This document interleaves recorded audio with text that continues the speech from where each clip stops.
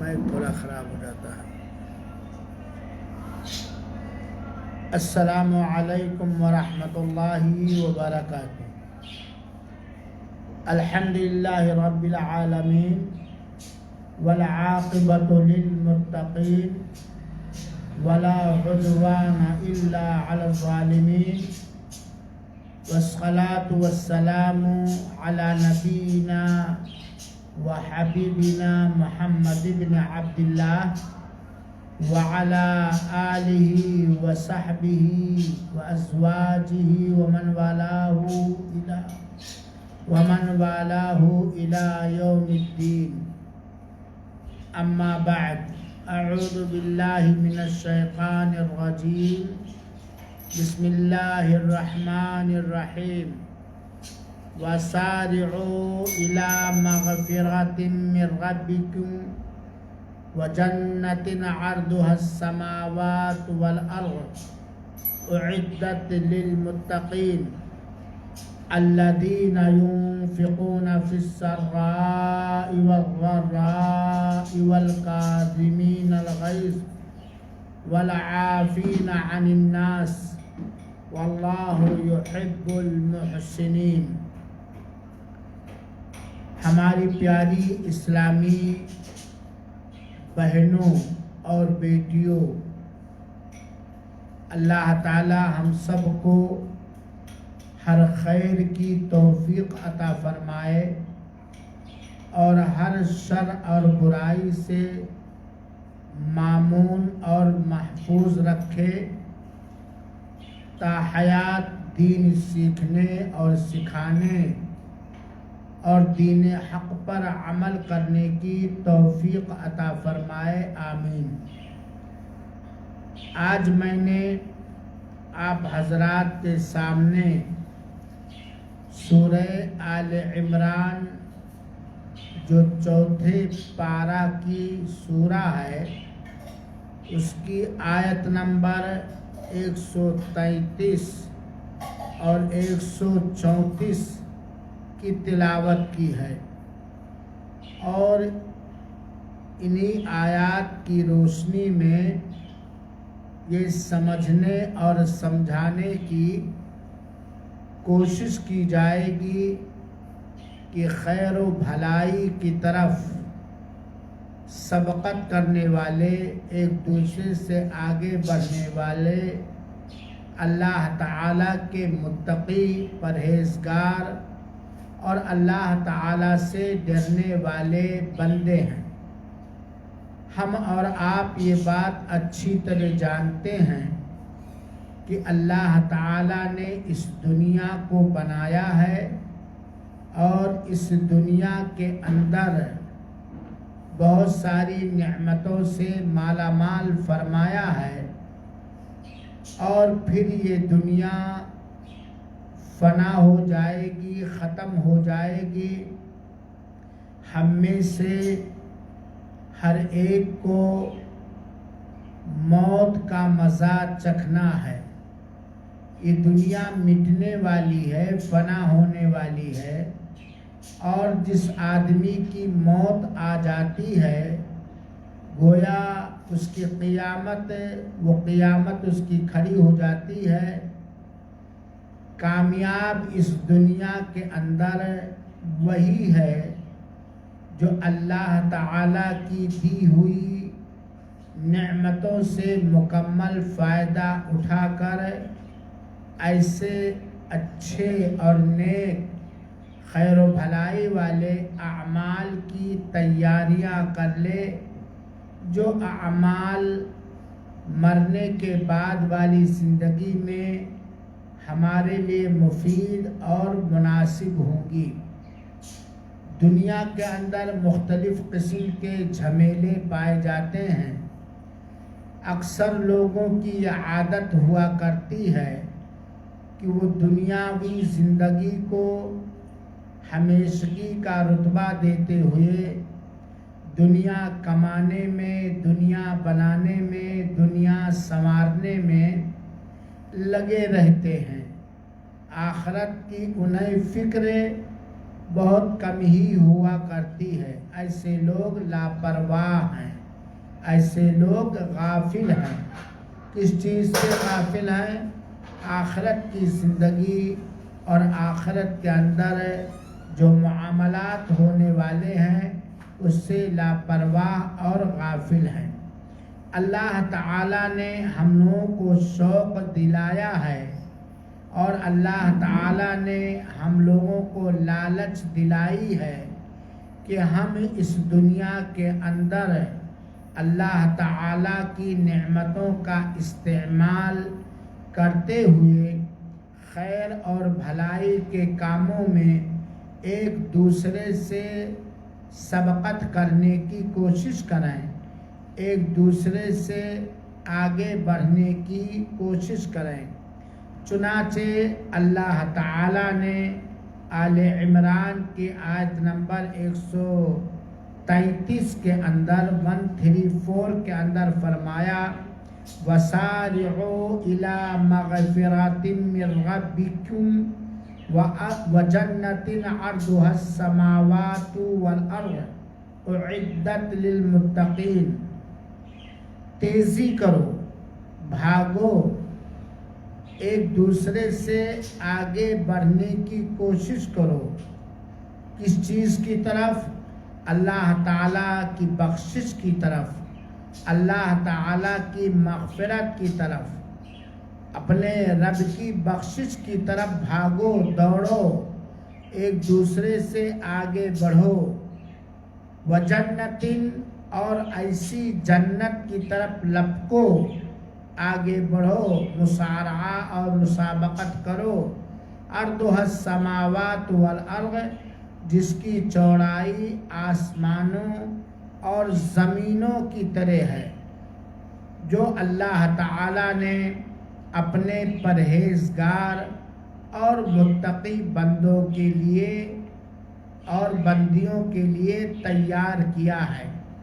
میری اسلامی بہنوں، اللہ تعالیٰ نے اس آیت کریمہ کے اندر ہمیں ایک طرح سے حکم دیا ہے کہ دنیا کی غلاظتوں گندگیوں سے اپنے آپ کو بچا کر لپکیں، ایک دوسرے سے آگے بڑھیں، سبقت کریں، تاکہ ہم اللہ تعالیٰ کی بخشش اور اللہ کی مغفرت فرمائیں اور اس جنت کی طرف ہم لپکیں جس کی چوڑائی آسمانوں کے برابر ہے۔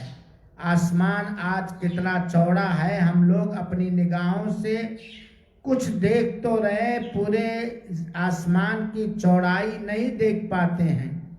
تو اللہ تعالیٰ نے اس جنت کی طرف پیش رفت کرنے اور آگے بڑھنے کا حکم دیا ہے، جس کی چوڑائی آسمانوں کے برابر ہے اور زمین کے برابر ہے۔ ساتھ ہی ساتھ اس آیت کریمہ میں اللہ تعالیٰ نے اپنی مغفرت کی طرف آگے بڑھنے کا حکم دیا ہے، اور اللہ تعالیٰ نے اس آیت کریمہ میں یہ بات بھی بتلا دی ہے کہ یہ جنت جس کو اللہ تعالیٰ نے اپنے نیک بندوں کے لیے تیار کیا ہے، یہ جنت متقیوں کے لیے تیار کی گئی ہے، پرہیزگاروں کے لیے، تقوی اختیار کرنے والوں کے لیے، اللہ تعالیٰ سے ڈرنے والوں کے لیے تیار کی گئی ہے۔ آج ہم دنیا میں رہتے ہوئے اللہ کی زمین پر اور اللہ کے آسمان کے نیچے جینے والے مسلمانوں کو دیکھتے ہیں تو کچھ مسلمان مرد اور عورت ایسے پائے جاتے ہیں جو سوتے جاگتے ہمیشہ دنیا کی فکر کرتے ہیں، دنیا بنانے کے پیچھے لگے ہوئے ہیں، اور وہ اعمال، وہ کردار، وہ عقیدہ، وہ اخلاق جس سے اللہ تعالی راضی ہو کر ایسی جنت عطا فرمائے گا جس کی چوڑائی آسمانوں کے برابر ہے، زمینوں کے برابر ہے، اسے بھولے ہوئے ہیں۔ اسی لیے ہم اپنے کچھ مسلمان بھائیوں اور بہنوں کے اندر عملی دنیا میں لاپرواہیاں اور سستیاں پائی جاتی ہیں۔ اللہ تعالیٰ نے جنت کی طرف لپکنے کا حکم دیا، بھاگنے کا حکم دیا، یعنی ایک دوسرے سے آگے بڑھنے کی کوشش کرو۔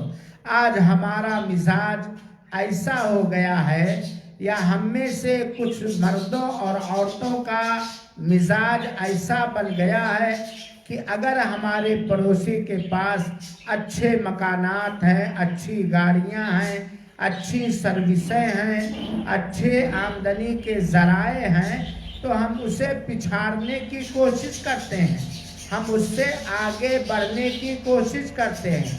ہم اپنے پورے دن کی ساری توانائی اور کوششیں لگا دیتے ہیں کہ دنیا کے معاملے میں اگر ہمارے پڑوسی کے پاس، ہمارے بھائی کے پاس یا ہماری بہن کے پاس ایک مکان ہے تو ہمارے پاس دو ہو جائے، اس کا ایک منزلہ ہے تو ہمارے پاس دو منزلہ ہو جائے، اس کے پاس ایک گاڑی ہے تو ہمارے پاس دو گاڑی ہیں۔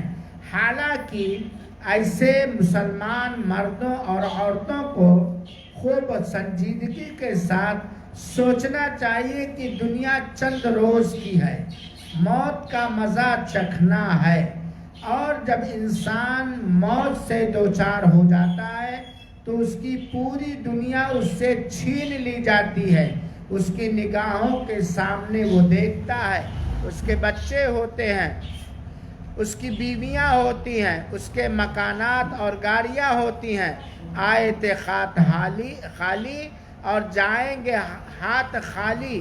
دنیا کی ساری چیزوں کو چھوڑ کر وہ موت کے ذریعہ آخرت کا سفر کر جاتا ہے۔ اسی لیے اللہ تعالیٰ نے کہا ہے سارعوا الی مغفرہ، تم لوگ بھاگو دوڑو، ایک دوسرے سے مقابلہ کرو، آگے بڑھنے کی کوشش کرو اللہ تعالیٰ کی مغفرت کی طرف، مغفرت من ربکم، اپنے رب کی بخشش کی طرف۔ اور یہاں یہ بات بھی اس آیت کریمہ سے واضح ہو جاتی ہے کہ بخشش اور مغفرت، گناہوں سے معافی، گناہوں پہ پردہ، یہ اللہ تعالیٰ ہی ڈال سکتا ہے۔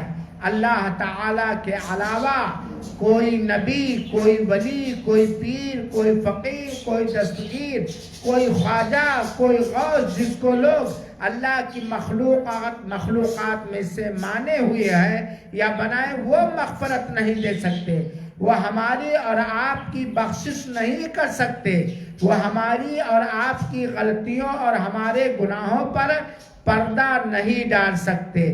اور یہ جنت بھی اللہ تعالیٰ کی ہے، اللہ تعالیٰ نے جنت کو بنایا ہے اپنے مومن بندوں اور بندیوں کے لیے، پرہیزگار بندوں اور بندیوں کے لیے، اللہ تعالیٰ سے ڈرنے والے بندوں اور بندیوں کے لیے۔ تو اللہ تعالیٰ کہ کہاں دنیا کے پیچھے پڑے ہوئے ہو، دنیا کے مکانات، دنیا کی جائیداد، دنیا کا کر و فر اور دنیا کی شان و شوکت اور دنیا کی عظمت کے پیچھے تم کہاں پڑے ہوئے ہو؟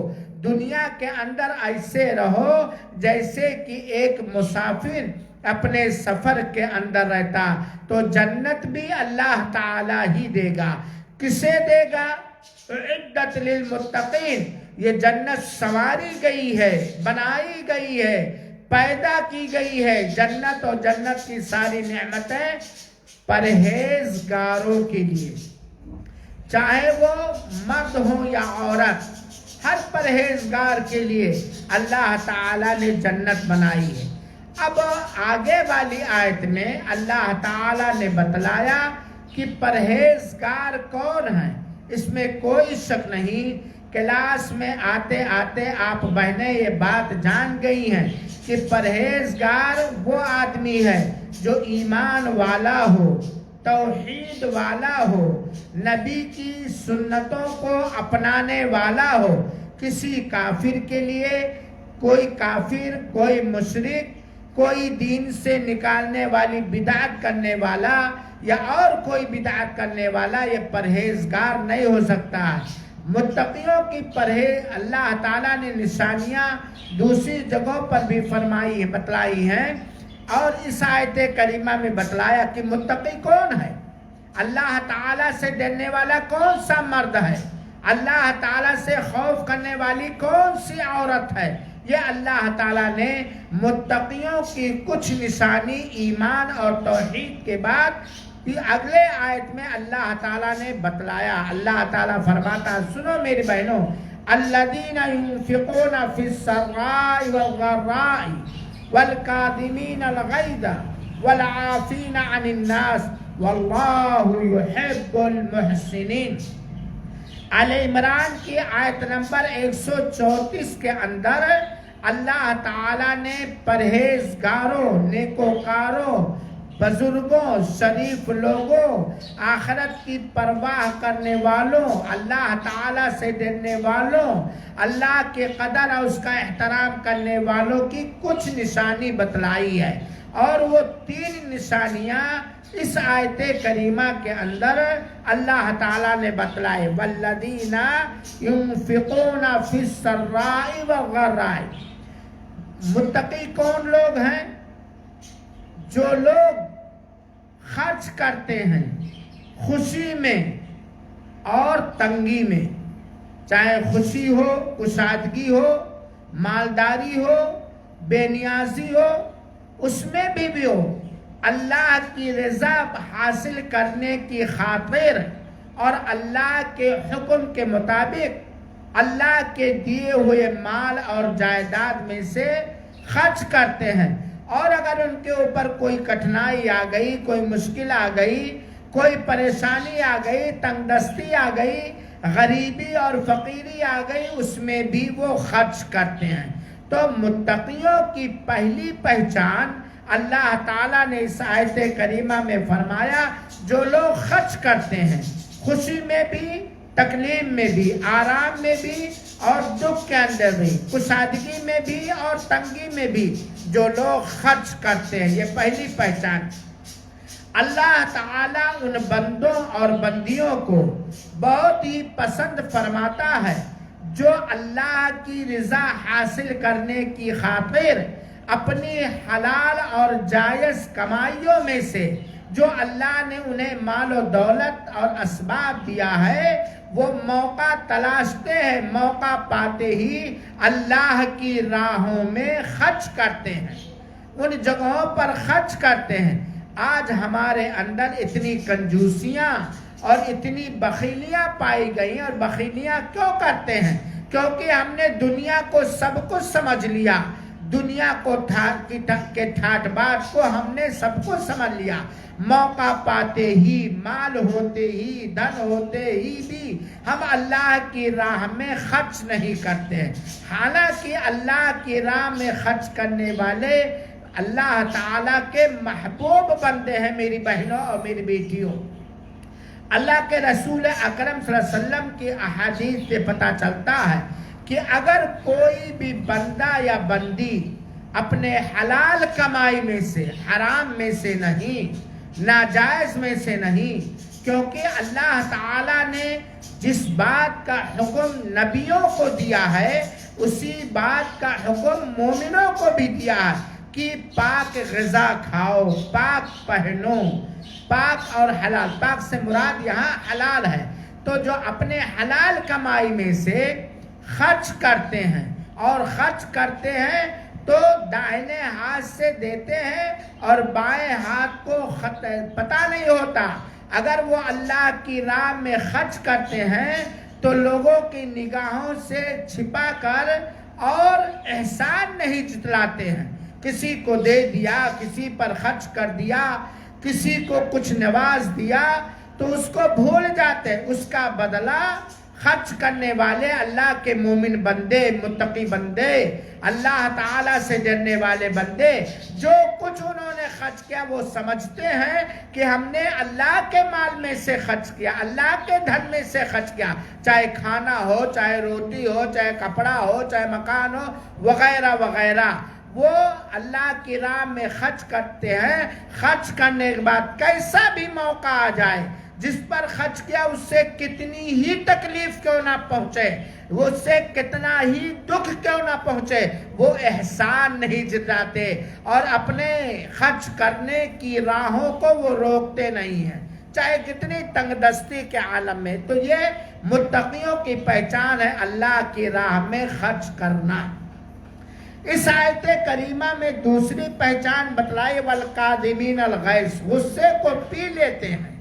یہ متقی اور پرہیزگاروں کی پہچان ہے. یہ ان لوگوں کی نشانی ہے جن کے لیے اللہ تعالیٰ نے جنت کی بہاریں تیار کر رکھی ہے، جن کے لیے اللہ تعالیٰ نے اپنی رضا عطا کر کے جنت دینے کا وعدہ کیا ہے. وہ جنت جس کی چوڑائی آسمانوں اور زمین کے برابر ہے. وہاں جو ساتھی ہوں گے سارے کے سارے متقی اور پرہیزگار ہوں گے. وہ انسان ہیں، کسی موقع پر انہیں غصہ آتا ہے، غضب سے دوچار ہوتے ہیں، موڈ ان کا خراب ہوتا ہے اور وہ چاہیں تو اپنے فیصلے کے مطابق، اپنے ارادے کے مطابق، اپنے غصے کے مطابق فیصلہ لے سکتے ہیں، لیکن وہ پی جاتے ہیں، وہ غصے کو نگل جاتے ہیں. والکاظمین الغیظ، متقیوں کی پہچان جن کے لیے اللہ تعالیٰ نے جنت سنواری ہے، اپنی رضا دینے کا وعدہ فرمایا، وہ غصوں کو پی لیا کرتے ہیں. وہ بھڑکتے نہیں، وہ اول فول نہیں بکتے، وہ گالی گلوچ نہیں بکتے. میری بہنوں، آج سماج کے اندر اگر دیکھا جائے تو بہت سارے ایسے ناکارے لوگ پائے جاتے ہیں جن کو آپ دیتے رہیں، لیکن وہ احسان فراموشی کے ساتھ ساتھ آپ کو دکھ پہنچانے کی کوشش کریں گے، آپ کو تکلیف پہنچانے کی کوشش کریں گے، آپ کو گالی گلوچ دینے کی کوششیں کریں گے، آپ کے خلاف وہ ہر جگہ منہ کھولتے پھریں گے اور وہ مطلب پرست ہوتے ہیں. لیکن اللہ تعالی نے ہمیں جو سکھایا ہے، بتلایا ہے کہ دیکھو تم میرے بندے ہو، تمہارے جسم میں خون ہے، غصہ بھڑک سکتا ہے آپ کو فلاں کی تکلیف پہنچانے کی وجہ سے، لیکن اگر آپ متقی اپنے آپ کو ثابت کرنا چاہتے ہو، اللہ تعالیٰ کے ہاں پرہیزگار بننا چاہتے ہو، اس جنت کے وارث ہونا چاہتے ہو جو جس جنت کی چوڑائی آسمانوں اور زمینوں کے برابر ہے، جو جنت متقیوں کے لیے تیار کی گئی ہے، تم اپنے غصے کو نگل لیا کرو، تم اپنے غصے کو پی لیا کرو، اپنے غصے کے حساب سے تم فیصلہ نہ کیا کرو. حضرت ابو بکر رضی اللہ تعالیٰ عنہ کا ایک واقعہ اس وقت یاد آتا ہے جو میں نے کئی بار ذکر کیا کہ جب مائی عائشہ رضی اللہ تعالیٰ عنہ پر منافقوں نے بدکاری کی تہمت لگائی تو حضرت ابو بکر ایک صحابی کو پالتے تھے، پوستے تھے، کھانا کپڑا یا جو ان کے پاس تھا اسے دیتے تھے. آ کر کے ابو بکر نے کہا، اے اللہ کے رسول اکرم صلی اللہ علیہ وسلم، یہ فلاں ہماری بیٹی پر تہمت جو لگی ہے اس کے بارے میں انوال ہے، اس کا بھی کچھ شیئر اور حصہ اب میں اس کے اوپر نہیں خرچ کر سکتا. تو آیت کریمہ اتری کہ فضل والے، کرم والے، جود و سخا والے پرہیزگار لوگ اس کی پرواہ نہیں کرتے کہ یہ میری والی کہہ رہا ہے یا میرے موافق کہہ رہا ہے یا میری تعریفیں کر رہا ہے یا میری ہمدردیاں کر رہا، کچھ بھی کر رہا. ہم اللہ کی راہ میں خرچ کرتے ہیں اور غصے کو پی جاتے ہیں. ایک صحابی، ایک بات تو یہ ہے کہ آدمی کو غصہ ہونا نہیں چاہیے، لیکن انسان ہے بسا اوقات کبھی جائز بات پر اور کبھی حرام اور ناجائز بات پر غصہ آ ہی جاتا، لیکن غصے کے مطابق فیصلہ کرنے کا حکم اللہ کے رسول نے نہیں دیا. ایک صحابی آئے، اور میری بہنوں غور سے سنو، آج ہماری بہنیں، مرد بھی کرتے ہیں، عورتوں کے اندر بھی یہ عادت کثرت سے پائی جاتی. آپ کا بیٹا ہے، آپ کا شوہر ہے، آپ کی دورانی ہے، آپ کی جٹھانی ہے، آپ کی پڑوسی ہے، کچھ ایسی نازیبا حرکت کر جاتے ہیں، کچھ ایسے غلط کام کر جاتے ہیں کہ غصہ آتا ہے، اور غصے میں آ کر ہم غیبت کرنے لگتے ہیں، ہم چغلیاں کھانے لگتے ہیں، ہم جھوٹ بولنے لگتے ہیں، ہم تہمتیں لگانے لگتے ہیں، ہم بدلہ لینے کی کوششیں کرنے لگتے ہیں۔ نہیں، سنو، اللہ کے رسول اکرم صلی اللہ علیہ وسلم کی حدیث مبارک کو ایک صحابی آئے اور اللہ کے رسول سے اپیل کیا، اے اللہ کے رسول ہمیں نصیحت کیجئے۔ اللہ کے رسول نے فرمایا لا تغضب، غصہ نہ ہوا کرو۔ پھر پوچھا، پھر اللہ کے رسول نے فرمایا لا تغضب، غصہ نہ ہوا کرو۔ پھر پوچھا، پھر اللہ کے رسول نے کہا لا تغضب، غصہ نہ ہوا کرو۔ اللہ کے رسول اکرم صلی اللہ علیہ وسلم نے اس صحابی جلیل کو 3 بار وصیت کیا۔ کس بات کی نصیحت کی؟ کس بات کی؟ غصہ نہ ہوا کرو، کیونکہ یہ غصہ شیطان کے، کچھ انسان کے اندر خون ہوتا ہے، اس کا اثر ہوتا ہے، اور اکثر یہ غصہ شیطان کی طرف سے ہوتا ہے، شیطان ابھارتا ہے۔ چنانچہ کہا غصہ نہ ہوا کرو۔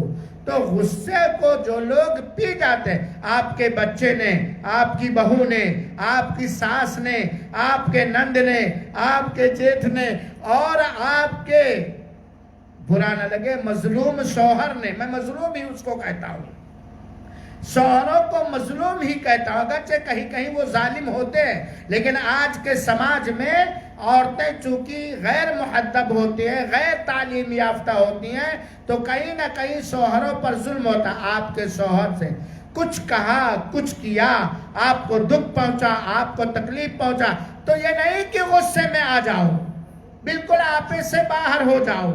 ارے بھائی، وہ آپ ہی کا لڑکا ہے، آپ ہی کی ساس ہے، آپ ہی کا سسر ہے، آپ ہی کا شوہر ہے، آپ کا خونی رشتہ دار بھی ہو سکتا ہے، اور اگر خونی رشتہ دار نہیں تو کم سے کم آپ کی وہ پڑوسن ہو سکتی ہے، اسلامی بہن ہو سکتی ہے، اسلامی بھائی ہو سکتا ہے۔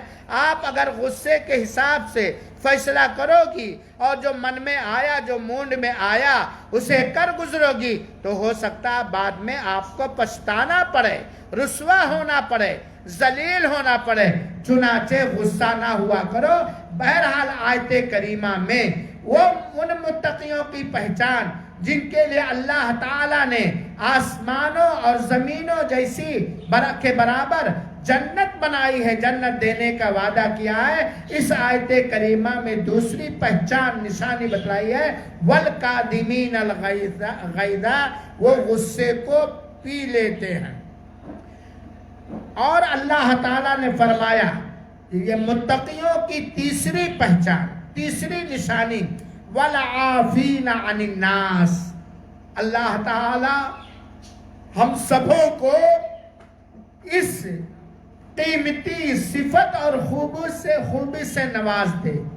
تیسری پہچان متقیوں کی، پرہیزگاروں کی، نیک لوگوں کی ہے، وَالْعَافِينَ عَنِ النَّاسِ، وہ لوگوں کو چھما کر دیا کرتے ہیں، وہ لوگوں کو معاف کر دیا کرتے ہیں، لوگوں کی غلطیوں کو پر دھیان نہیں دیتے، بلکہ وہ لوگوں کی غلطیوں کو درگزر کر دیا کرتے ہیں۔ اگر یہ سوچا جائے کہ یقیناً آج ہماری بیٹی سے کوئی غلطی ہوئی، میرے بیٹے سے کوئی غلطی ہوئی، میرے بیوی سے کوئی غلطی ہوئی، تو کیا میں دودھ کا دھلا ہوا ہوں؟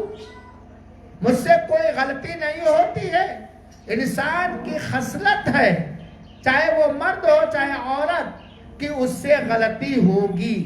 ہماری غلطیوں پر کوئی پکڑ نہیں کرتا، ہمیں کوئی اول فول نہیں کہتا، ہم اپنی غلطیوں کو چھپا لیتے۔ اسی طریقے سے ہماری بیٹیاں، ہمارے بیٹے، ہمارے شوہر، ہماری بیویاں، یا ہمارے دوست احباب، یا عام مسلمان، اس سے کوئی غلطی ہو جائے تو اسے معاف کر دیا کریں۔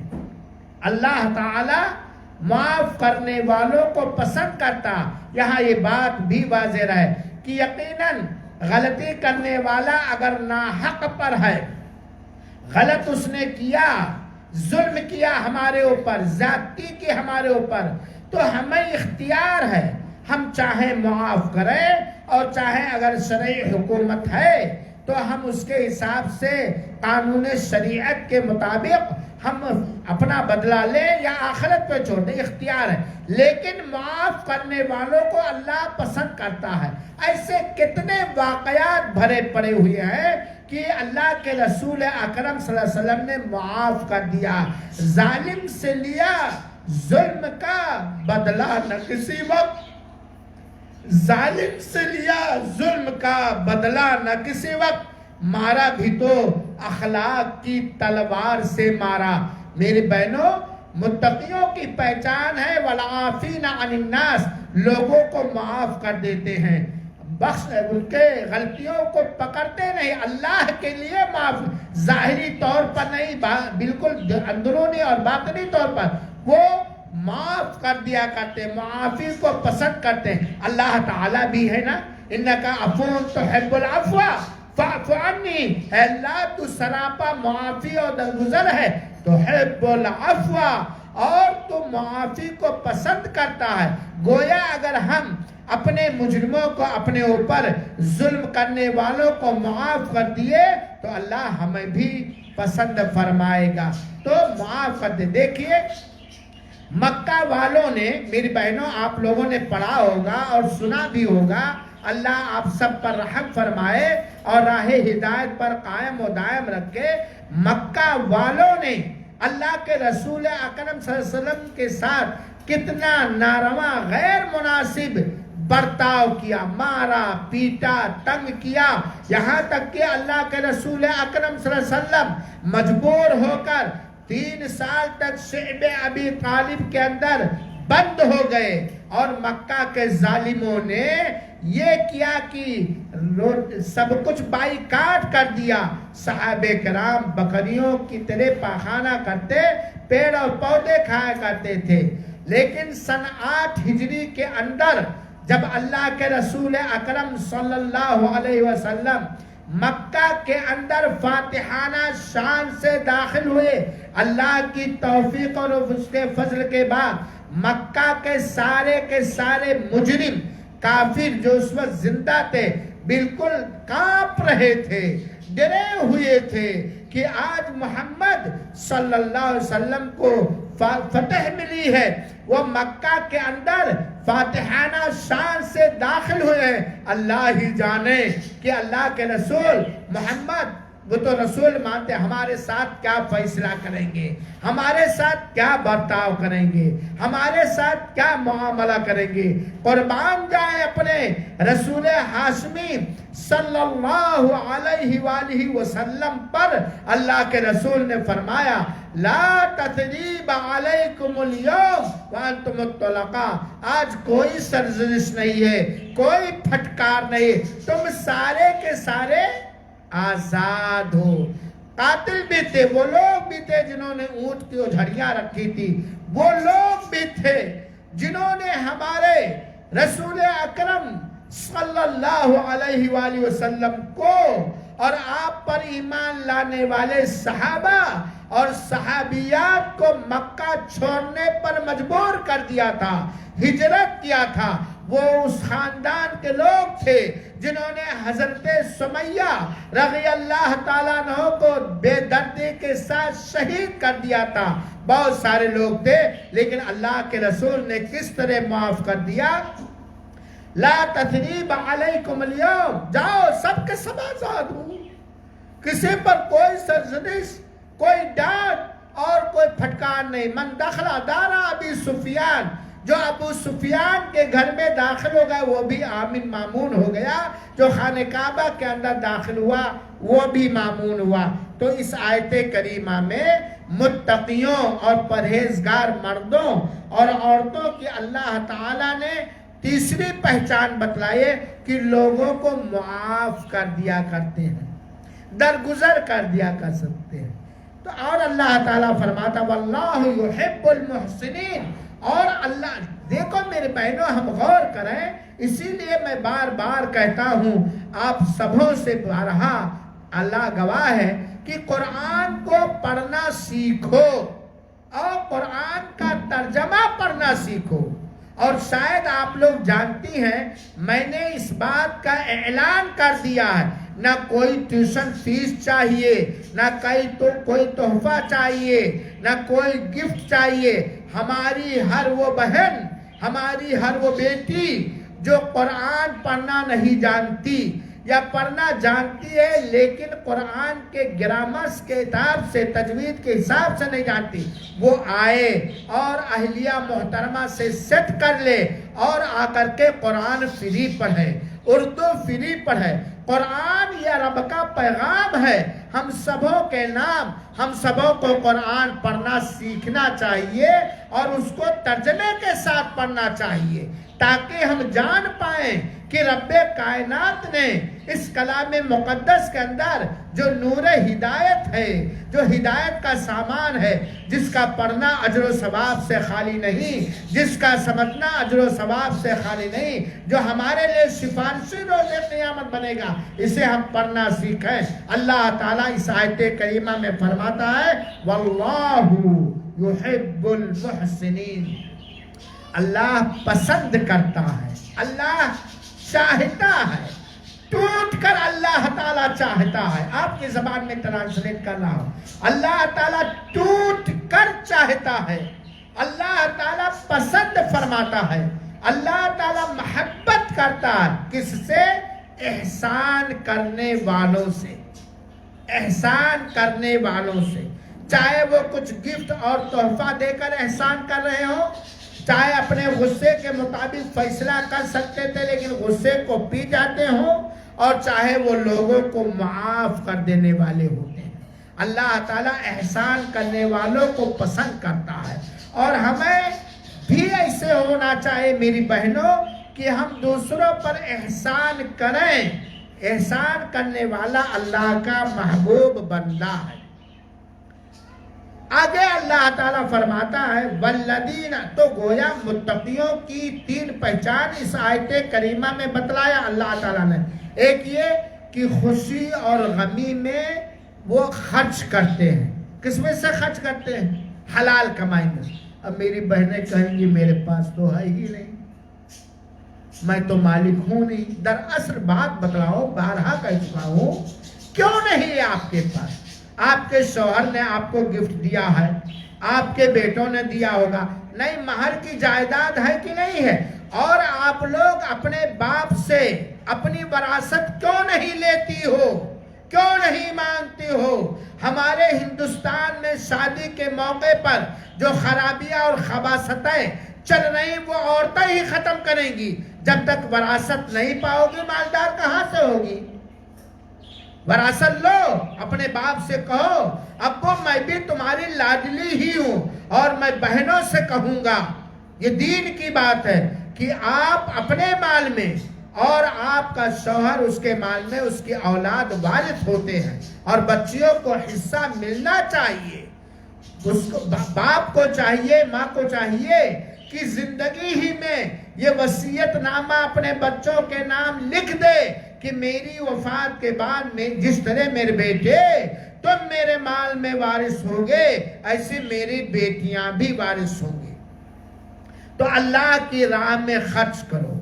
اب وقت نہیں ورنہ میں بتلاتا، اللہ کی راہ میں خرچ کرنے کے واقعات انشاءاللہ اگلے درس میں بتلاؤں گا۔ تو اللہ کے راہ میں خرچ کر، چاہے غریب ہو چاہے امیر ہو، امیر اپنے مالداری کے حساب سے خرچ کرتا ہے، اور غریب بیچارہ اپنی غربت کے حساب سے خرچ کرتا ہے، لیکن خرچ کرتا ہے، نہ مہینہ صحیح، سال میں ایک بار خرچ۔ اور ایک بات ہے بھی جان لو میری بہنوں، بہت ساری مائیں اور بہنیں سمجھتے کہ میں نے اپنی کھیتی کی پیداوار میں عشر نکال دیا اور رمضان میں زکوٰۃ نکال دیا، یہ اللہ کی راہ میں خرچ، یہ تو کرنا واجب و ضروری ہے کہ نہیں ہے؟ زکوٰۃ نکالنا ضروری ہے کہ نہیں؟ یہاں نفلی صدقہ مراد ہے، نفلی صدقہ و خیرات مراد ہے۔ اور دوسری پہچان بتلائی ہے کہ غصہ کے حساب سے وہ فیصلہ نہیں کرتے بلکہ غصے کو پی جایا کرتے ہیں۔ ہے یہ کٹھن، ہے یہ مشکل، لیکن مومن آدمی، متقی آدمی، اللہ کے یہاں صلہ اور بدلہ چاہنے والا مومن بندہ، اس کے لیے کوئی کٹھن نہیں ہے۔ اور تیسری پہچان کے بتلا، لوگوں کو معاف کر دیا کرتے ہیں۔ یاد رکھیے گا آپ تینوں، آگے اللہ تعالیٰ نے فرمایا والذین اذا فعلوا فاحشہ او ظلموا انفسهم ذکروا اللہ فاستغفروا لذنوبہم۔ چوتھی پہچان اللہ تعالیٰ نے متقیوں کی یہ بتلائی ہے کہ ہم کتنے بھی نیک ہو جائیں، کتنے بھی خدا اللہ ترس ہو جائے، اللہ سے ڈرنے والے ہو جائیں، لیکن انسان ہیں، خطائیں ہوں گی، لفظیں ہوں گی، زبان پھسلے گی، ہاتھ بہکے گا، پیر پھسلے گا، کہیں نہ کہیں اللہ تعالیٰ کی شان میں گستاخیاں یا گناہ کے کام ہو جائیں گے، لیکن بڑا کرم ہے، بڑا احسان ہے رب ذوالجلال کا کہ اللہ تعالیٰ نے توبہ کرنے والوں کو پسند کرتے ہوئے انہیں معاف کر دینے کا وعدہ فرمایا ہے، اور اللہ تعالیٰ نے بار بار توبہ کرنے کا، سچی توبہ کرنے کا حکم دیا ہے، بلکہ فرمان ہے ان اللہ یحب التوابین ویحب المتطہرین۔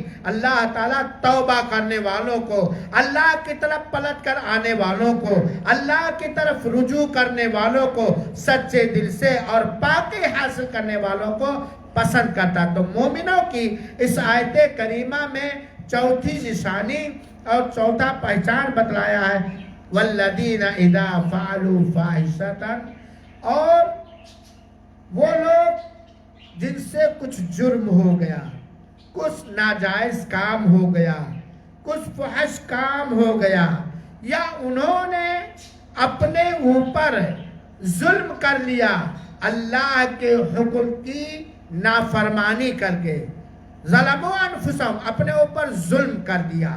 ظاہر سی بات ہے، چھوٹا گناہ ہو یا بڑا گناہ ہو، اگر اس سے توبہ نہ کیا جائے تو ظلم ہو ہی گیا، اور انسان ہے تو ہوگا ہی، چلتا ہے راہ میں چلتا تو ٹھوکر لگنے کا اندیشہ ہے۔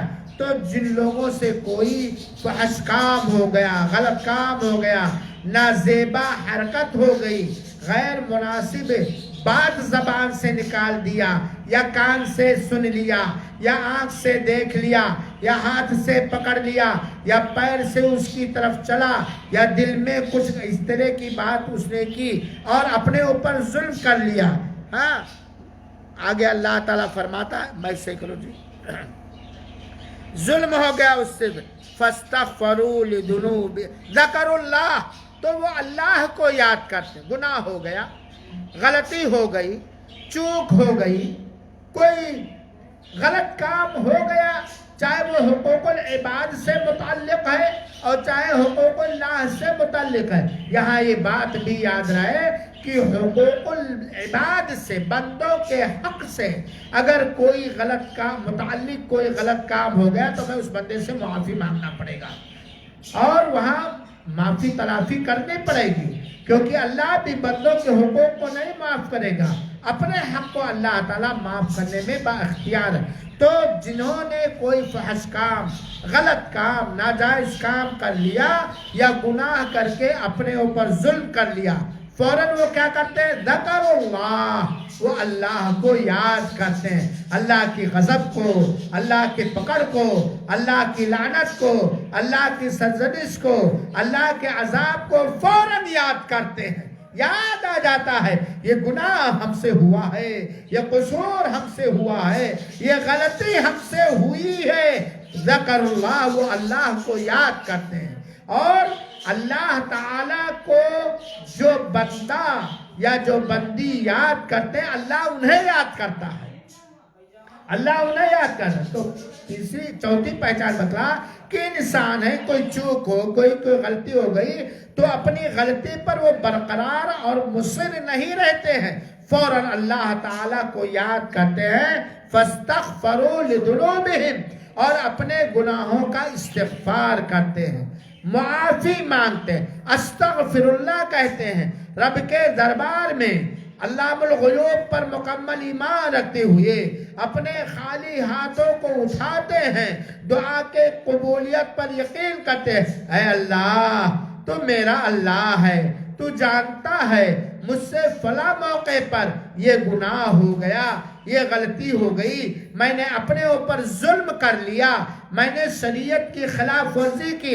اے اللہ تو غفور الرحیم ہے، تو ارحم الراحمین ہے، تو گناہوں کو معاف کرنے والا ہے، تو توبہ قبول کرنے والا ہے۔ اب میں اس گناہ کے پاس نہیں جاؤں گی یا نہیں جاؤں گا، اے اللہ تو ہمارے گناہوں کو معاف فرما دے۔ استغفر اللہ فاستغفروا لذنوبہم، وہ اپنے گناہوں کی معافی مانگتے ہیں۔ اللہ کے رسول اکرم صلی اللہ علیہ وسلم بہت زیادہ استغفار کرتے تھے، معافی مانگا کرتے تھے، بخشش مانگا کرتے۔ میری بہنوں، بات لمبی نہ ہونے پائے، اللہ کے رسول کے نامہ اعمال میں ذرہ برابر گناہ نہیں تھا، اس کے باوجود حدیثوں کے اندر آتا ہے کہ اللہ کے رسول کہیں خطبہ دیتے، کہیں واعظ و نصیحت کرتے تو سینکڑوں بار استغفر اللہ کہا کرتے تھے، اپنے گناہوں سے معافی مانگا کرتے۔ تو مومنوں کی، متقیوں کی جنت کے جو وارث ہوں گے، ان کی پہچان کہ اس سے اگر غلطی ہو جاتی ہے تو فوراً وہ اللہ کو یاد کرتے ہیں اور اپنی گناہوں کی معافی مانگتے۔ وَمَن يَغْفِرُ الذُّنُوبَ إِلَّا اللَّهُ، اس آیت کریمہ میں اللہ تعالیٰ نے تعلیم دی ہے کہ اے اللہ کے بندو، اے اللہ کی بندیوں، اللہ پر مکمل ایمان رکھو، اللہ تعالیٰ ہی تمہارے گناہوں کو بخشنے والا ہے۔ ہمارے گناہوں کو کون جانتا ہے؟ ہماری غلطیوں کو کون جانتا ہے؟ ہماری خطاؤں کو کون جانتا ہے؟ جو لوگوں کی نگاہوں سے چھپ کر ہم گناہ کرتے ہیں، اللہ ہی جانتا ہے نا، اللہ کے علاوہ، اور اللہ ہی گناہوں کو معاف کرنے والا ہے۔ اور اللہ جب معافی پر اترتا ہے تو بڑے سے بڑے گناہوں کو معاف کر دیتا ہے۔ 99 کے قاتل کو بھی اللہ تعالیٰ نے معاف کیا ہے، بڑے سے بڑے گناہوں کو اللہ معاف کر دیتا ہے۔ کون سی دعا ہے وہ، کون سی دعا ہے وہ جو اثر نہیں رکھتی، ہاں مگر یہ لازم ہے مانگیے قرینے سے۔ تو اللہ یہ بھی بتلایا کہ اللہ تعالیٰ کے علاوہ کوئی گناہوں کو معاف کرنے والا نہیں ہے۔ اور پھر یہ بھی بتلایا وَلَمْ يُصِرُّوا عَلَى مَا فَعَلُوا وَهُمْ يَعْلَمُونَ، اور یہ گناہ ہو گیا، غلطی ہو گئی، ظلم ہو گیا تو اللہ کو یاد کیا، اللہ تعالیٰ سے گناہوں کو معافی مانگی، اس ایمان کے ساتھ کہ گناہوں کو معاف کرنے والا اللہ، اور اپنے گناہوں پر استھاپت نہیں رہے، برقرار نہیں، بار بار نہیں کرتے۔ چلو عصر میں معافی مانگا، مغرب اور عصر کے بیچ پھر وہی گناہ، مغرب میں معافی مانگا، استغفار کیا، توبہ کیا، اور مغرب عشاء کے بیچ میں پھر وَلَمْ يُصِرُّوا عَلَى مَا فَعَلُوا، اور جس ظلم سے انہوں نے اللہ کو یاد کیا، معافی مانگی، جو فحش کام سے، لایعنی کاموں سے، غیر مناسب کاموں سے انہوں نے توبہ کیا، استغفار کیا، اس پر وہ برقرار نہیں رہتے، اس پر جمے نہیں رہتے ہیں، بلکہ اسے چھوڑ دیتے ہیں، اپنے گناہ سے استغفار کے ساتھ ساتھ اسے چھوڑ دیتے ہیں۔ وَهُمْ يَعْلَمُونَ، اور وہ جانتے ہیں۔ تو یہ متقیوں کی پہچان اللہ تعالیٰ نے فرمائی ہے، اولئک جزاؤہم مغفرہ۔ ان دونوں تینوں آیتوں کے اندر جو متقیوں کی پہچان اور نشانی اللہ تعالیٰ نے بتلائی ہے، ان نشانیوں سے جو مالا مال ہو گیا اسے اللہ تعالیٰ خوشخبری دے رہا، اولئک جزاؤہم مغفرہ، یہی وہ لوگ ہیں جن کا بدلہ اللہ تعالیٰ کی جانب سے بخشش اور مغفرت ہے، ان کے رب کی جانب سے بخشش اور مغفرت ہے۔ یہ فائدہ جو آیتوں کے اندر ذکر کیا گیا، کن چیزوں کے اندر؟ جو اللہ کی راہ میں ہر حال میں خرچ کرتے ہیں، نمبر 1، جو غصے کو پی جاتے ہیں، نمبر 2، اور جو لوگوں کو معاف کر دیتے ہیں، نمبر 3، اور فحش یا غلط یا ظلم اپنے اوپر کر باتے ہیں، گناہ کر کے اللہ کو یاد کرتے ہیں، اپنے گناہوں کی معافی مانگتے ہیں اور اپنے گناہوں پر برقرار نہیں رہتے، ایسے لوگوں کے لیے اللہ نے خوشخبری دی ہے، اولئک جزاؤہم مغفرہ، یہی وہ لوگ ہیں، چاہے مرد ہو چاہے عورت، شرط یہ ہے کہ مسلمان ہو، شرط یہ ہے کہ مومن ہو، شرط یہ ہے کہ نبی کے سنت کے پیروکار ہوں، ان کے عمل میں، ان کے عقیدے میں، ان کے چال و چلن میں کفر نہ پایا جائے، نفاق اعتقادی نہ پایا جائے، شرک اکبر یا شرک اصغر نہ پایا جائے، بدعتیں نہ پائی جائیں، ایسے ہی لوگوں کے لیے اللہ تعالیٰ کا ان کا بدلہ مغفرت لو. یہ پہلا بدلہ. معافی مانگا، اللہ نے معاف کر دیا، بخش دیا. اللہ تعالیٰ معاف کر دیتا ہے، یہ سب سے پہلا بدلہ ہے. اور کیا ہے؟ وَجَنَّاتٍ تَجْرِي مِن تَحْتِهَا الْأَنْهَارُ، اور مغفرت کے ساتھ، بخشش کے ساتھ، معافی کے ساتھ. یہ ان کے لیے کیا؟ ایسی جنتیں ہیں، ایسے باغات ہیں جس کے نیچے نہریں جاری. یہ دوسرا فائدہ. پہلا فائدہ کیا ہوا؟ اللہ کی بخشش ملے گی، اللہ کی معافی ملے گی، اللہ کی طرف سے مغفرت ملے گی. اور پھر دوسرا فائدہ کیا؟ ایسی جنت ایسے لوگوں کو اللہ عطا فرمائے گا جس کے نیچے نہریں بہ رہی، دودھ کی نہریں، شہد کی نہریں، میٹھی شراب جس سے نہ نشہ آئے گا نہ بل کوئی کھائے گا. ایسی نہریں، من مانگے، من چاہت زندگی ہوگی، اس کے نیچے نہریں جاری ہیں. اور کیا؟ خالدین فیہا. میری بہنوں، قرآن کو پڑھو اور سمجھو. یہ تیسری اسی میں ہمیشہ ہمیشہ رہیں گے، مہینہ دو مہینہ، سال دو سال کے لیے نہیں. خالدین فیہا، اسی میں وہ ہمیشہ ہمیشہ رہیں گے. وَنِعْمَ أَجْرُ الْعَامِلِينَ، اور کتنا بہترین بدلہ ہے، کتنا سہانا، کتنا مبارک، کتنا اچھا بدلہ ہے عمل کرنے والوں کے لیے. تو یہ آیت کریمہ یاد کر لیجئے، ترجمہ جا کے گھر پہ دیکھ لیجئے، سمجھ لیجئے. چوتھے پارے کی آل عمران کی آیت نمبر 133 134 135 کا مختصر سا خلاصہ میں نے پیش کیا ہے. اللہ رب العالمین سے دعا ہے کہ اے اللہ، جو میرا اللہ ہے، تیرے علاوہ میرا کوئی اللہ نہیں. میں تیری وحدانیت پر ایمان رکھتا ہوں، اقرار کرتا ہوں اور اسی پر چلتا ہوں، اسی کی دعوت دیتا ہوں. تیرے نبیوں پر ایمان رکھتا ہوں، تیرے فرشتوں پر ایمان رکھتا ہوں، تیری کتابوں پر ایمان رکھتا ہوں، آخرت اور بدلے کے دن پر ایمان رکھتا ہوں، قیامت پر ایمان رکھتا ہوں، دوبارہ اٹھائے جانے پر ایمان رکھتا ہوں. اے اللہ، تو ہمیں اور ہماری بہنوں کو، ہم سب کے ماں باپ اور اساتذہ کرام اور شاگردوں کو، ان سب کے ماں باپ کو بخش دے. جو غلطیاں ہوئی انہیں ان پر پردہ ڈال دے اور ان غلطیوں کی جگہ پر اچھائیاں کرنے کی توفیق عطا فرما. اور رب العالمین ہم سب کا خاتمہ بالخیر عطا فرما. نبیوں کے ساتھ، ولیوں کے ساتھ، شہداء و صدیقین کے ساتھ ہم لوگوں کو اٹھا. آمین. وآخر دعوانا ان الحمدللہ رب العالمین. والسلام علیکم ورحمۃ اللہ وبرکاتہ. وجزاکم اللہ احسن الجزاء.